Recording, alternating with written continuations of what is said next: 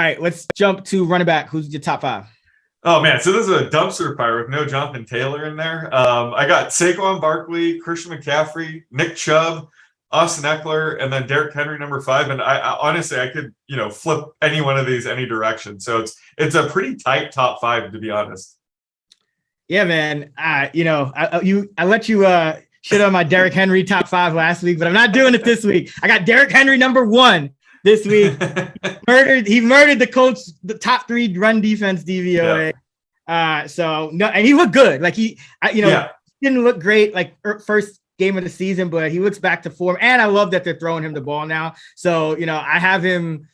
He's around 40% routes run now, and you can actually project him for a couple of catches these days, which used to be unheard of for Derrick Henry. So love his usage in the passing game. He's number one. McCaffrey number two. Saquon number three. He's only my number three because going to London with we don't know who the quarterback's going to be. Mm-hmm. Just the whole team touchdown projection goes down for me for the Giants. So. And it could be a negative game script, which, it's still not ideal, even though he does catch passes.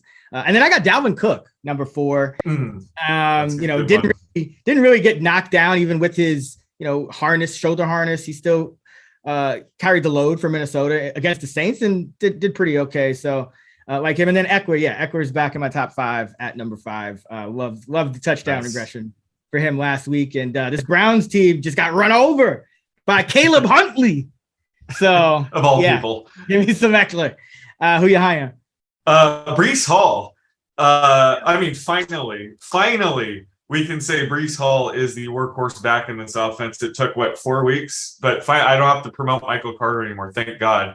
But he nearly doubled Michael Carter's touches on the ground. Breece Hall had 17 carries to Carter's 9, and more importantly, he saw both goal line carries. That being Breece Hall. And he punched one in for a touchdown. I think it was the go-ahead touchdown, if I'm not mistaken. But and he's tied for the most targets for running back with Austin Eckler with 29. So he's basically doing it all right now.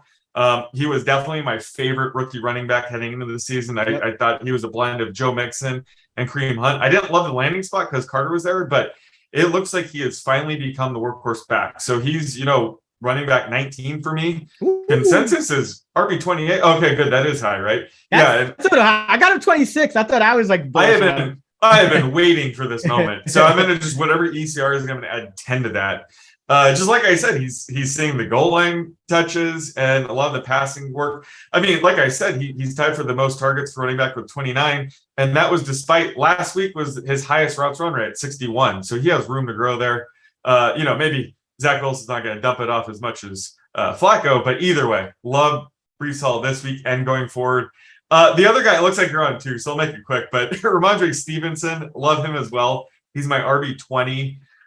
Gets to face the Lions this week. We don't know who's going to be the quarterback for the Patriots this week, but either way, should be a pretty conservative game plan where they want to run it against this terrible Lions D and maybe some dump off passes to Stevenson. But looks like Stevenson and Damian Harris are sort of sharing the early down work with Stevenson dominating the passing down work. So love Stevenson short term and long term. I mean, he is set up for a potential RB2 rest of the way ranking for me. So this week, he's RB 20, but rest of the season, the sky's the limit with him.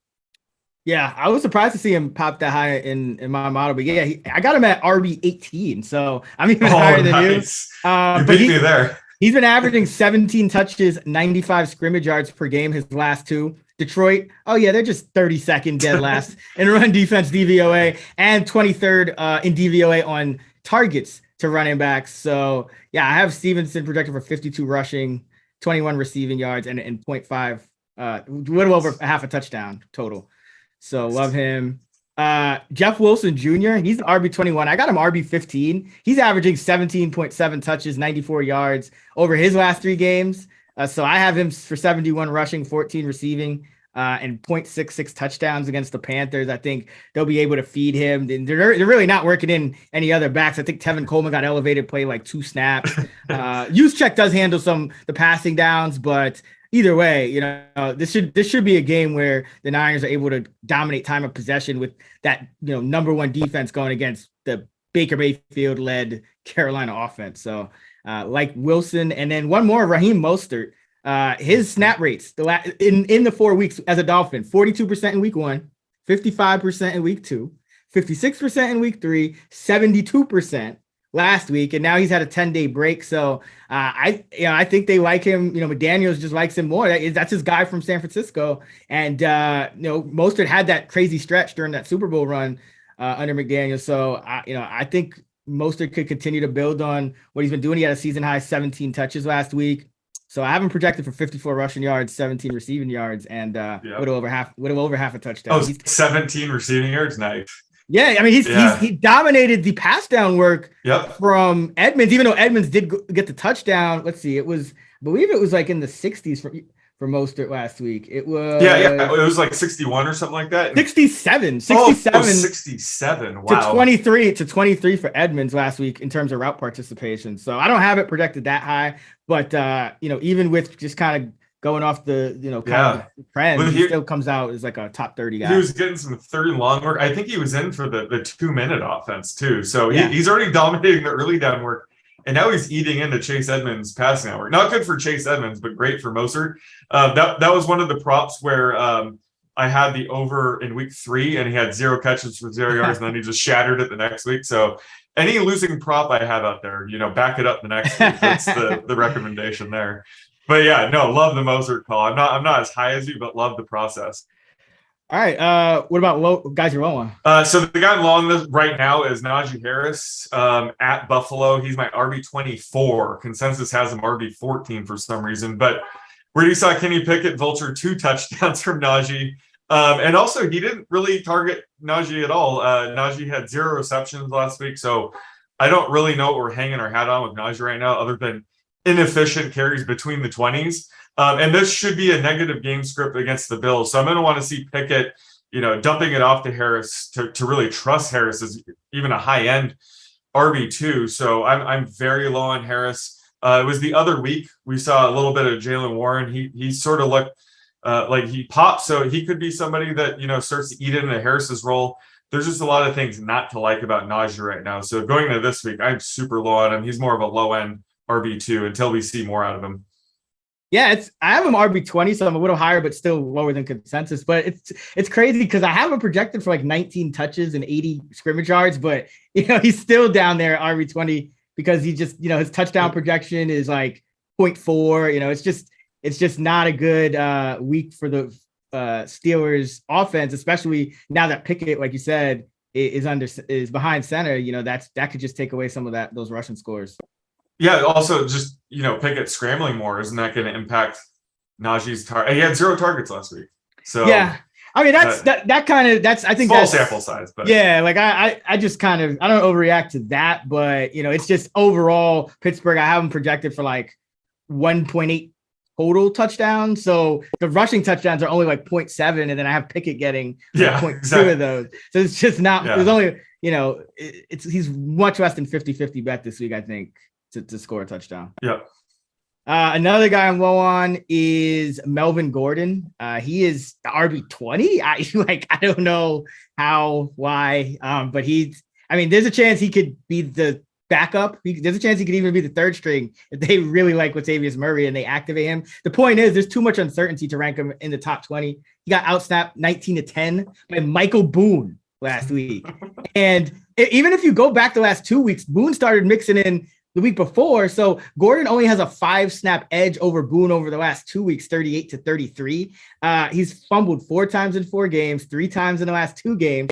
And this is the craziest stat I've ever heard. He has 3 fumbles that have been taken back to the house by the defense in his last 11 games. Like some dudes could go a whole career without 1. He has 3 in the last 11 games. So I think, seeing that Latavius Murray was game, kind of just got caught up in the practice squad and led that Saints backfield last week. I think if he's active, that could be a problem. But even if he's not, I don't know how you can really project Gordon for anything more than like a 50-50 split with Boone at this point, given that Boone doubled him up in snap rate last week. So I have Gordon outside the top 40 right now. I just don't trust him. I don't think you want to trust any of these Broncos back this week. Right. We just don't know what's going on. And the Colts are still somehow top 3 in run defense DVOA even after giving up some yardage to Derrick Henry last week. So I guess the schedule adjustments kind of playing into that. But yeah, it's just tough matchup and too much uncertainty. And then one more guy I'll mention is Antonio Gibson. When I first checked, he was a little higher. Now I'm only a couple of spots lower than consensus on him, but I have him all the way down at RB 32, and I might lower him more depending on the status of Brian Robinson. But Gibson's snaps have gone 64% in week 1, 54% week 2, 44% week 3, 41% last week. And, Tennessee is top 10 in run defense DVOA, and they're third in DVOA on targets to back. So I only have Gibson projected for around just a little over 60 total yards, and might be lowering it even more if Robinson ends up being active this week. I can't believe I didn't think of the Gibson call, because I have him RB 37. Yeah. Now, granted, I am projecting Brian Robinson to return, but Gibson, his routes run rate has plummeted. It was 20% last week. J.D. McKissick is, in his normal role, running close to 60% of routes run. But yeah, Jonathan Williams started to eat into Gibson's rushing share. Just Gibson hasn't looked good this year, and Jonathan Williams, he looked pretty good, so he could eat into it. Certainly, Brian Robinson will eat into it. So if there's ever a time to get out on Antonio Gibson while you can, sell low, sell high. I don't know what his market value is right now, but get rid of him. Yeah. He had those 70. He had what? It was 130 scrimmage yards in week 1, and then 41 scrimmage yards in week 2, 40 scrimmage yards in week 3, and 63 last week. So it's he really if he's touchdown dependent as it is, and if Robinson ends up getting goal line work, that could really torpedo his value. Okay. Let's do a prop, and I'm gonna go. I'll spare you of Melvin Gordon and his whole Broncos quagmire, because we don't even know if Murray's gonna be active or not. So right. Oh, another one that's kind of interesting, and I think people are gonna need to figure out, and that's Tyler Algier. So he kind of split work with Caleb Huntley last week. So let's go with his rushing yards. Let's go with 44.5. Under. Oh my God. I was going to say under no matter what. I have 44. I shit you not. Nice. But I'm still going under. Just this whole running back situation has a very low floor. They're at Tampa Bay. But Algier was playing sort of like the pass catching back, which has really no value in this offense. Mariota hasn't been targeting his running backs. And Huntley was sort of the goal line back, which, again, doesn't have much value in this offense because they don't score many touchdowns. So it was really tricky to project. And then Damian Williams, correct me if I'm wrong, I think he's returning next week or could return in the next couple of weeks. So I'm avoiding this backfield like the plague. But I love Algier. He was my favorite running backs heading into the season. It reminds me of like a discount James Conner, but they didn't really use him that way last week. So long story short, I'm going under, but that is an amazing line because I had it at 44. Yeah, Tip. It's been weird. Some of the run defenses we thought were good just kind of got bludgeoned last week. Oh, yeah. The Jaguars, the Bucs, the Colts. So it's an interesting projection for me because how much do you value kind of like the Bucs and the game script, but one thing about the Falcons that's really interesting, they are leading the league in yards before contact for their halfback. So what that means is that their offensive line is playing really well. And they're also one of the top teams in PFF's team run block rating. So it's a fascinating matchup. But yeah, I just set the line at 44, 11 carries, 4 yards a pop.